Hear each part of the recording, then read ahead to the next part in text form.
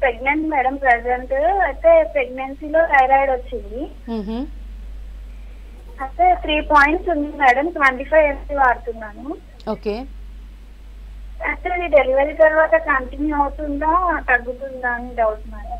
చాలా మందికి ప్రెగ్నెన్సీలో థైరాయిడ్ అనేది వస్తుందండి. అంటే వాళ్ళకి థైరాయిడ్ గ్రంథి పనితీరు తక్కువ ఉండటం వల్ల బేబీతో వాళ్ళకి డబల్ లోడ్ ఉంటుంది కాబట్టి సరిపోని హార్మోన్ లేకపోవటం వల్ల థైరాయిడ్ అనేది మనకి హైపోథైరాయిడిజం అనేది ప్రెగ్నెన్సీలో కనపడుతుంది. డెలివరీ తర్వాత కనుక మీ నార్మల్ లెవెల్స్ ఒకసారి వచ్చేస్తే కనుక మీరు వాడుకోవాల్సిన అవసరం లేదు.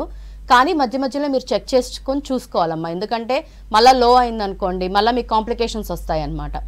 కాబట్టి విత్ హోమియోపతి మీరు కనుక అంటే సడన్గా ఇప్పుడు డిపెండెన్సీ వచ్చేస్తుంది మీరు ఎప్పుడైతే థైరాయిడ్ హార్మోన్ తీసుకుంటారో.